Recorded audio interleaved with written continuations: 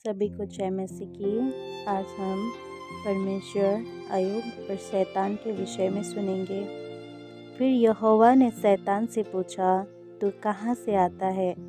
फिर शैतान ने कहा, पृथ्वी पर इधर उधर घूमते फिरते और डोलते डोलते आया हूँ। फिर यहोवा ने शैतान से पूछा, क्या तूने मेरे दास अय्यूब पर ध्यान दिया? क्योंकि उसके तुल्य खारा और सीधा और मेरा भय मानने वाला और बुराई से दूर रहने वाला मनुष्य और कोई नहीं है। तब शैतान ने यहोवा से कहा, क्या अय्यूब परमेश्वर का भय बिना लाभ के मानता है? क्या तूने उसकी सारी संपत्ति में उसके चारों ओर बाड़ा नहीं बांधा? तूने तो उसके कामों पर आशीष दी है, परंतु अब अपना हाथ बढ़ाकर जो कुछ उसका है उसे छू, तब वह तेरे मुंह पर तेरी निंदा करेगा। फिर यहोवा ने शैतान से कहा, सुन, जो कुछ उसका है वह सब तेरे हाथ में है, केवल उसके शरीर पर हाथ न लगाना। तब शैतान यहोवा के सामने से चला गया। उसके बाद एक दिन अय्यूब अपने परिवार के साथ भोजन कर रहा था। तब एक दूत अय्यूब के पास आकर कहने लगा, सेवक हल जोत रहे थे, गदहियाँ उनके पास चर रहे थे। तभी सभा के लोग धावा करके उनको ले गए और सेवकों को मार डाला। तभी दूसरा फिर आकर कहने लगा, परमेश्वर की आग आकाश से गिरी और उससे भेड़ बकरियां और सेवक जलकर भस्म हो गए। तभी एक और आकर कहने लगा, कसदी लोग 3 दल बनाकर ऊँटों पर धावा करके उन्हें ले गए और तलवार से तेरे सेवकों को मार डाला। फिर एक और आकर कहने लगा, जंगल की ओर से बड़ी प्रचंड आयु चली और घर के चारों कोनों को ऐसा झोंका मारा कि वह तेरे बेटे बेटियां पर गिर पड़ा और वे मारे गए। तब अय्यूब उठा और कपड़े फाड़े, सिर मुंडवाकर भूमि पर गिरा और दंडवत करके कहा, मैं अपनी माँ के पेट से नंगा निकला और वहीं नंगा लौट जाऊंगा। यहोवा ने दिया और यहोवा ही ने लिया, यहोवा का नाम धन्य है। फिर यहोवा ने शैतान से कहा, तूने मुझे बिना कारण उसका सत्यानाश करने को उभारा, तो भी वह अब तक अपनी खराई पर बना है।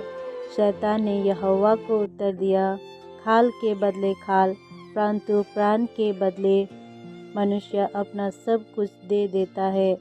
इसीलिए केवल अपना हाथ बढ़ाकर उसकी हड्डियाँ और मांस छू, तब वह तेरे मुंह पर तेरी निंदा करेगा। यहोवा ने शैतान से कहा, सुन, वह तेरे हाथ में है, केवल उसका प्राण छोड़ दे। तब शैतान यहोवा के सामने से निकला और अय्यूब को पाँव के तलवे से लेकर सिर की चोटी तक बड़े बड़े फोड़ों से पीड़ित किया। तब अय्यूब खुजलाने के लिए एक टिकरा लेकर राख पर बैठ गया। तब उसकी स्त्री उससे कहने लगी, क्या तू अब भी अपनी खराई पर बना है? परमेश्वर की निंदा कर और चाहे मर जाए तो मर जा। उसने उससे कहा, तू एक मूढ़ स्त्री की सी बातें करती है। क्या हम जो परमेश्वर के हाथ से सुख लेते हैं दुख न ले? इन सब बातों में भी अय्यूब ने अपने मुंह से पाप नहीं किया। तब अय्यूब की पत्नी भी अय्यूब और परमेश्वर को कोस के अय्यूब को छोड़कर चली गई। उसके बाद जब उसके 3 मित्रों ने यह विपत्ति का समाचार पाया, तब वे आपस में ये बोल के अय्यूब के पास आए थे कि उसके संग विलाप करेंगे और शांति देंगे। लेकिन जब अय्यूब का हाल उन्होंने देखा तो चिल्ला कर रो पड़े और अपना अपना कपड़ा फाड़ा और आकाश की और धूल उड़ाकर अपने अपने सिर पर डाली।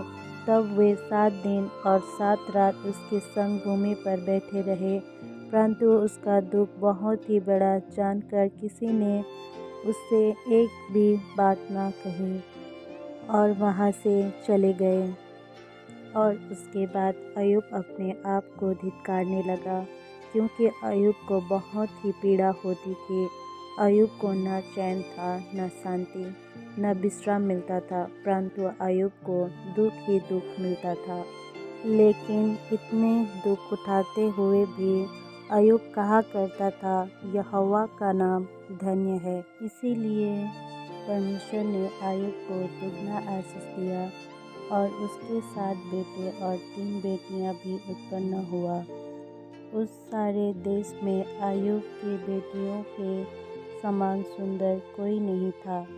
और परमेश्वर ने अय्यूब को पशुओं में भी पहले से अधिक आशीष दी और अय्यूब संसार में 140 वर्ष तक जीवित रहा। इसीलिए मेरे प्रियो, परमेश्वर की निंदा मत किया करो, परमेश्वर पर संदेह मत किया करो, प्रार्थना किया करो। परमेश्वर आप सबको आशीष जरूर देंगे। और जब दुख दर्द आए तो अय्यूब सा कहा करो, यहोवा का नाम धन्य है, यहोवा का नाम धन्य है। आमीन।